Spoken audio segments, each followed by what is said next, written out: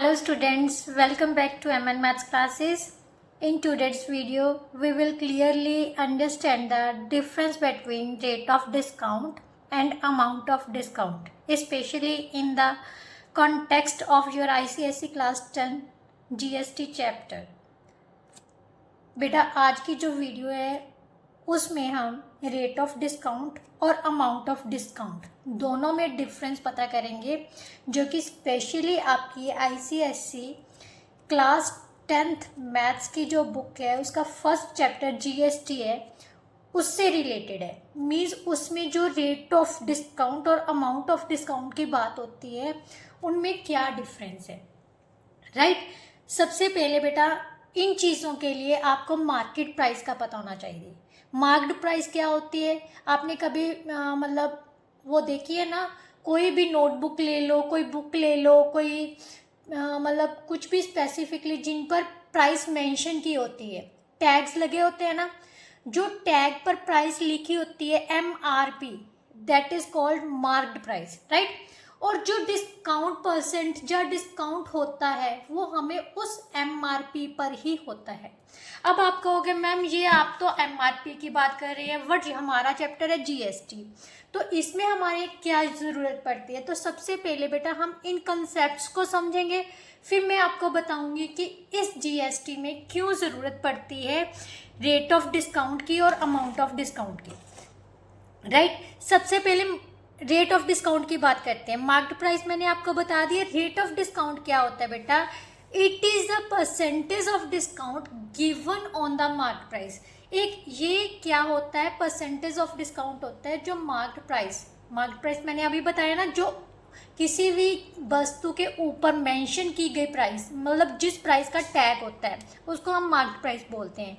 उस पर जो डिस्काउंट परसेंटेज, कई बार हम जाते हैं मार्केट में तो कस्टमर मतलब जो शॉपकीपर है वो कहता है, मैं आप कहते हैं ना, जैसे मैं भी जाऊं तो मेडिसिन लेने जाती हूँ तो मेडिसिन पर कितने % डिस्काउंट दोगे आप, तो वो कहते हैं 10% डिस्काउंट है, या कोई मेडिकल शॉप वाला 20% डिस्काउंट भी दे देता है। तो इस चीज़ को बोलते हैं रेट ऑफ डिस्काउंट। मतलब जो वो डिस्काउंट देगा ना, रेट ऑफ डिस्काउंट, वो क्या होगा, उस MRP पर होगा। मतलब जो उस मेडिकल स्ट्रिप जहाँ जो भी टैबलेट्स का हम लेके आते हैं ना, उस पर MRP मेंशन होती है, उस पर वो कुछ ना कुछ डिस्काउंट देता है, डिस्काउंट परसेंटेज देता है, तो उसको हम बोलते हैं rate of discount. It is the percentage of discount given on marked price, right. अब आती है बेटा amount of discount. Amount of discount क्या होता है, एक्चुअली जो प्राइस वो उस MRP से माइनस करता है। मान लेते हैं हम नोटबुक लेके जाते हैं, ठीक है, नोटबुक लेने जाते हैं तो 50 रुपीज़ की नोटबुक अगर हमें 48 की मिलती है तो एक्चुअल में उसने कितने रुपीज़ डिस्काउंट दिया, 2 रुपीज़, 2 रुपीज़ डिस्काउंट दिया ना, तो उसको बोलते हैं amount of discount, the actual rupee value of discount, right. Rate of discount is percentage of reduction given on the marked price, and amount of discount क्या होता है, the actual rupee value of the discount, right।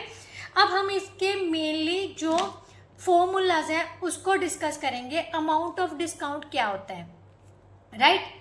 तो चलिए start करते हैं।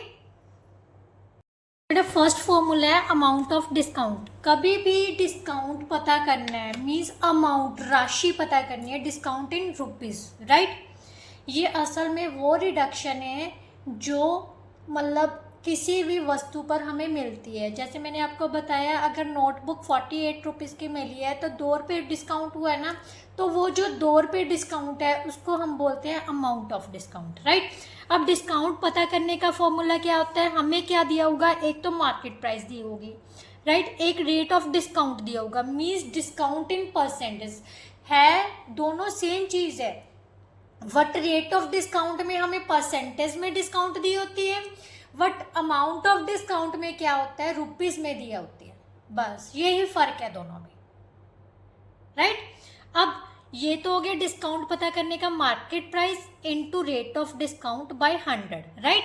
अगर उसने rate of discount पता करने को बोला है तो हमें क्या पता होगी, डिस्काउंट पता होगा। अभी उसने 10 रुपये डिस्काउंट कर दिया, या 20 रुपये डिस्काउंट कर दिया, या 50 कर दिया किसी चीज़ पर, या 100, 1000 जो भी दिया होगा, वो दिया होगा upon marked price. Marked price जो उस पर लेबल्ड होती है, labelled price, right, into 100, right. ये क्या है, रेट ऑफ डिस्काउंट। बेटा अब मैंने आपको बताया था कि इनकी जीएसटी में क्या ज़रूरत पड़ती है। जो जीएसटी अप्लाई होता है ना बेटा, वो फाइनल सेलिंग प्राइस पर होता है। फाइनल सेलिंग प्राइस मतलब जिस प्राइस पर शॉपकीपर हमें बेच रहा है उसी पर जीएसटी अप्लाई होगा। अगर नोटबुक 48 रुपीज़ की मिली है हमें, तो जो जीएसटी है बेटा वो उस 48 पर अप्लाई होगा, ना कि 50 रुपीज़ पर, right. 50 rupees is marked price, but हमें कितनी की बेच रहे हैं वो, 48 रुपीज़ की। So he will apply GST on 48 rupees, right, clear. Now हम एक एग्जाम्पल है जिसके थ्रू ये सारा कुछ समझेंगे, बहुत बारीकी से आपको समझ आ जाएगा कि रेट ऑफ डिस्काउंट क्या होता है और अमाउंट ऑफ डिस्काउंट क्या होता है। मैंने एक एग्जांपल ली है, एक वॉशिंग मशीन है जिसके ऊपर 25,000 रुपये मतलब उसकी प्राइस मार्क की गई है, राइट। 25,000 की वॉशिंग मशीन है। Washing machine is marked at ₹25,000। A discount of 10% is offered, means आपने देखा है सेल ऑफर दिए होते हैं, कई बार लिखा होता है 30% of, 40% of, 50% of, that is discount percentage में ऑफर किया गया है, मीन्स रेट ऑफ डिस्काउंट दिया गया है। यहाँ पर हमारे पास रेट ऑफ डिस्काउंट अगर पूछा जाए तो वो कितना है, रेट ऑफ डिस्काउंट इज 10%। क्या है, 10% इज ऑफर्ड। फाइंड क्या करना है, अमाउंट ऑफ डिस्काउंट पता करना है। अब रेट ऑफ डिस्काउंट हमें दे दिया, डिस्काउंट परसेंटेज में दिया हुआ है ना, तो इसका मतलब क्या दिया हुआ है, रेट ऑफ डिस्काउंट दिया हुआ है। हमने पता क्या करना है बेटा, amount of discount. Amount of discount किसके इक्वल होता है, इसको डिस्काउंट एज ए डिस्काउंट भी लिख सकते हैं। डिस्काउंट इज इक्वल टू क्या होता है बेटा, जितनी हमारी एमआरपी है,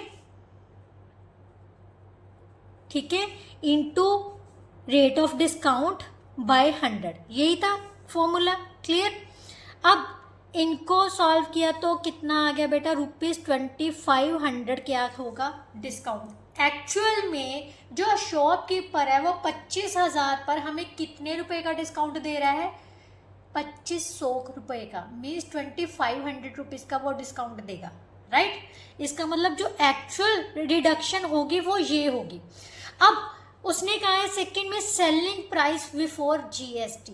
बेटा जीएसटी की बात आ गई ना, क्योंकि मैंने अभी आपको बताया जीएसटी किस चीज़ पर अप्लाई होता है, जो असल में जिस चीज़ पर, जिस प्राइस पर वो शॉपकीपर हमें वो मतलब कोई भी वस्तु है वो बेच रहा है। तो इसका मतलब सेलिंग प्राइस बिफोर जीएसटी कितनी हो जाएगी, 25,000 की तो वो थी, बट डिस्काउंट उसने कितना दे दिया, 2500 रुपये।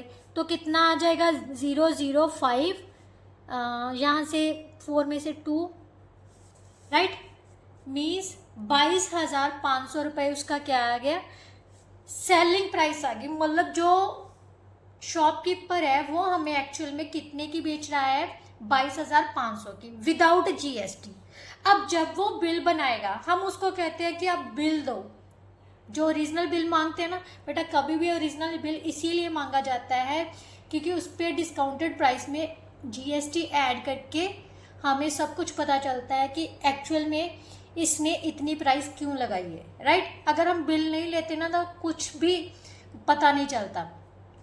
तो यही हमारी बिफोर जीएसटी प्राइस है, मतलब वो 22,500 का दे रहा है, बट फिर वो कह रहा है कि इस पर जीएसटी भी लागू होगा।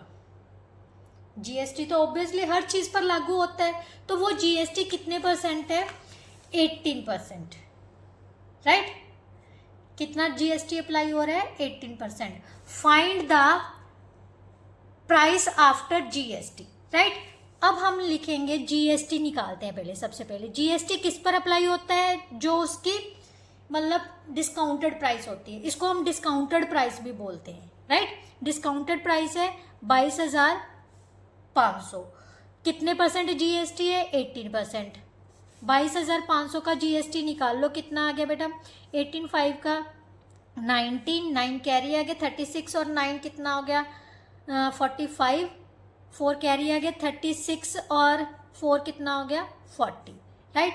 मीन्स जीएसटी उसको कितना देना पड़ेगा? 4,050 रुपये उसको जीएसटी पड़ गया। 22,500 में 4,050 रुपये क्या है? जीएसटी। इसका मतलब फाइनल प्राइस जो हो जाएगी, final price after GST, GST कितनी हो जाएगी? कितने की दी थी उसने? 22,500 की। ये नहीं है कि आप 25,000 में ऐड कर दोगे, नहीं, 25,000 में ये नहीं ऐड करनी। जो सेलिंग प्राइस पर वो बेचेगा डिस्काउंट के बाद, उसमें हम ये जीएसटी अप्लाई कर देंगे। ऐड किया तो हमारे पास आ जाएगा बेटा 26,550 रुपये, राइट। ये हमारी क्या आ जाएगी? Final GST. सो इस तरह से बेटा हमें पता चल जाएगा कि रेट ऑफ डिस्काउंट क्या है, कि अमाउंट ऑफ डिस्काउंट क्या है। दोनों चीज़ें सेम है, बट रेट ऑफ डिस्काउंट में हमें परसेंटेज में दिया होगा और जो अमाउंट ऑफ डिस्काउंट है वो रुपीज़ में दिया होगा, इन सिंपल वर्ड्स, राइट।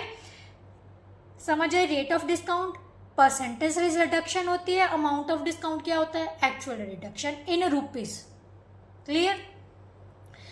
अगर फिर भी कोई डाउट है तो प्लीज़ कमेंट बॉक्स में मतलब कमेंट करके पूछ सकते हो, मैम अभी समझ नहीं आया, या कुछ चीज़ ऐसा है कंसेप्ट यहाँ से नहीं पता चला कि आपने क्या किया, तो कुछ भी मर्ज़ी पूछ लेना, तो मैं ज़रूर बताऊँगी। ये वीडियो भी मैंने एक स्टूडेंट की डिमांड पर, मैम प्लीज़ ये कंसेप्ट क्लियर करवा दीजिए, तो इसीलिए मैंने बनाई है।